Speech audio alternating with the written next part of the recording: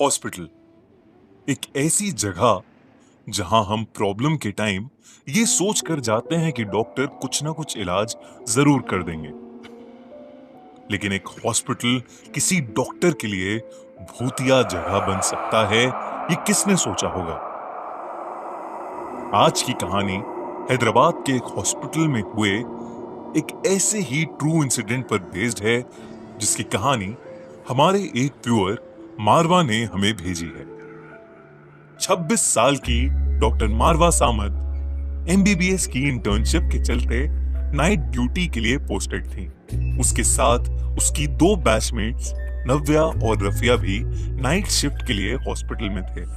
Classes के दौरान उन्होंने लोअर बेसमेंट के एक हॉन्टेड रूम के बारे में बहुत सुना था।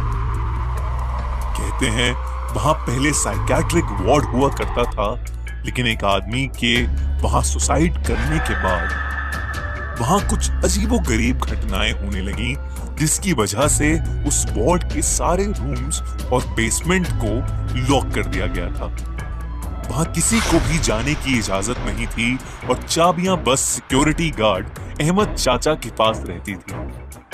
मारवा, नव्या और रफिया तीनों ही अभी यंग इंटर्न्स थे और डिलिजेंटली पढ़ाई के साथ साथ कुछ ना कुछ शरारत भी करते रहते थे। उस रात हॉस्पिटल में ज्यादा पेशेंट्स नहीं थे, तो उन्होंने सोचा क्यों ना आज लोअर बेसमेंट जाकर उस जगह की तफ्तीश की जाए। तीनों ने किसी तरह अहमद चाचा से छुपकर चाबी ली और बेसमेंट की तरफ चल दिए। सीढ़ियों तक पहुंचते ही एकदम अंधेरा देख नव्या घबरा गई और उसने सबको वापस चलने के लिए कहा, लेकिन कोई नहीं माना। जैसे जैसे वो सीढ़ियां उतर रहे थे, नव्या की घबराहट बढ़ती जा रही थी, लेकिन उसे कोई डरपोक न समझे, ये सोचकर उसने कुछ नहीं कहा। उस लंबे से कॉरिडोर के एक रूम की लाइट्स फ्लिकर कर रही थीं। तीनों घबराते हुए रूम तक पहुंचे। हर तरफ वो जगह बंद होने के बावजूद उस कमरे के आसपास बहुत जोरों से हवा चल रही थी। नव्या को उस कमरे की एक खिड़की के रिफ्लेक्शन में पंखे से लटका एक आदमी दिखा और वो जोर से चीख पड़ी। उसके चीखते ही मानो वो आदमी गायब हो गया। मारवा और रफिया उसके डर को देखकर जोर जोर से हंसने लगे और नव्या उन्हें फिर से कुछ नहीं बोल पाई। वो दोनों कमरे के और अंदर जाने लगे, लेकिन नव्या को अचानक बहुत ज्यादा ठंड लगने लगी और वो कमरे के बाहर चली गई। कमरे के बाहर जाते ही नव्या को ऐसा लगा कि किसी ने उसका पैर पकड़ लिया हो और वो जोर से चीखी।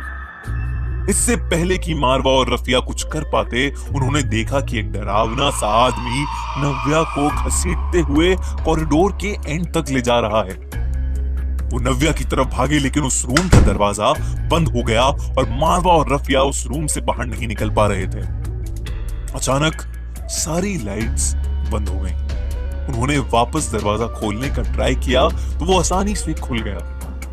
बेसमेंट में एकदम अंधेरा था और मारवा और रफिया को कुछ समझ नहीं आ रहा था। उन्होंने जब अपनी टॉर्च लाइट्स ऑन की तो उन्हें ऐसा लगा कि एक साया कॉरिडोर में घूम रहा है। दोनों उस साए के पास आते ही बहुत जोर से चीखे और बेसमेंट से भाग निकले। ऊपर जाते ही उन्होंने अहमद चाचा और कुछ लोगों की मदद से बेहोश नव्या को बेसमेंट से निकालकर ऊपर हॉस्पिटल के रूम में एडमिट किया। नव्या थोड़ी ठंडी पड़ी थी और कुछ कुछ बड़बड़ा रही थी। सारे सीनियर डॉक्टर्स ये देखकर शॉक्ड थे। किसी को कुछ समझ नहीं आ रहा था। नव्या उस रात से 6 महीने तक कोमा में थी। होश में आने के बाद उसने कभी भी उस रात के बारे में दोबारा बात नहीं की। मारवा और रफिया